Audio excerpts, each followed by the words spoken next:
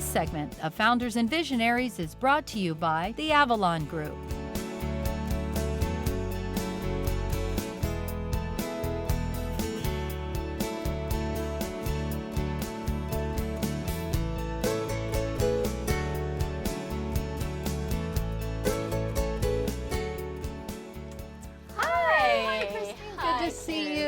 Thanks for having us. Thanks for coming. Your offices are beautiful up here at the Davies Pacific Center. Thank you. Has it been 12 years you've been in business It's been now? 12 years. So tell me a little bit about where Avalon Development is now. We're now Avalon Group. Okay. We started out as Avalon Development as a real estate development company. And over the last 12 years, we've all experienced ups and downs in an economy. And just like the changing economy, we've changed and evolved. And so now we're a thriving operational company. We not only have real estate development company, but we have real estate services company. Because we've gone through the ups and downs of the marketplace, as well as understand all of the beginnings of a real estate project or property, we understand the ownership issues as well as the user issues, from zoning and construction and permitting down to finished products. So it's been very helpful for us, and we've been able to withstand the economy's changes. Tell me a little bit about the psychology of that, because the secret to success is really trying to stay one or two steps ahead of where everything is going. So for you, how do you make those decisions that you're going to start taking a company into a new direction? You obviously have to have a vision, and our vision is, what is our company? And our company is really about real estate in Hawaii. We understand it.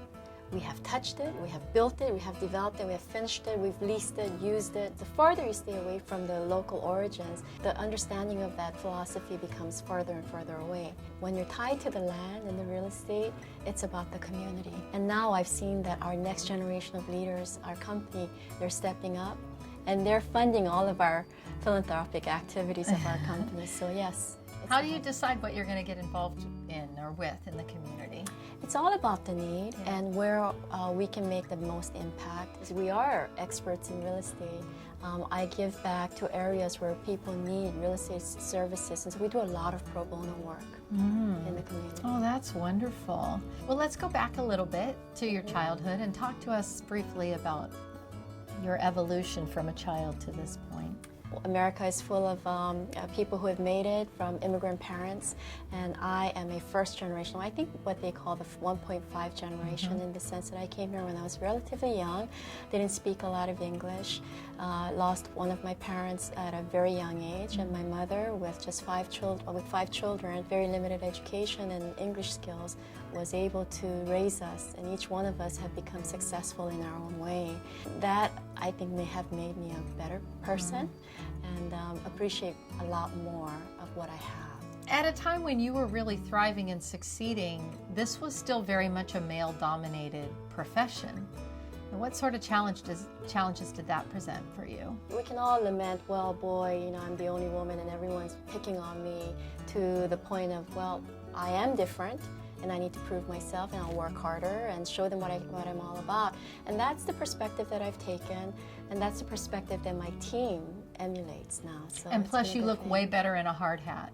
Well, people remember you in a skirt in the construction zone. The problem is you can't wear heels on the job That's site. Right.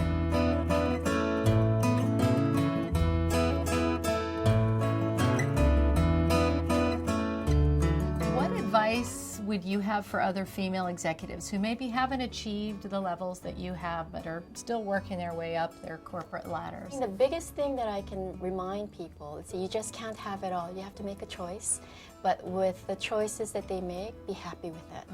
The second part of it is being the best that you can be. It's not so much the desire for success as the desire to do the best. With that outlook, it's not hard.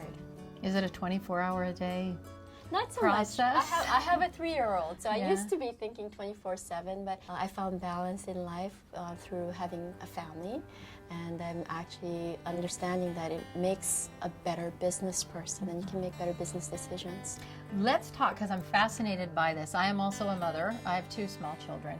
And I think that there is a lot that other women can learn from female executives that are trying to balance that home work life. Do you have some boundaries or rules that you set for yourself on how you can make sure you're in the moment with your child when you're home and in the moment here when you're here? You have any advice along those lines? As a mom, I think oftentimes we allow ourselves to feel guilty, and we have to stop that.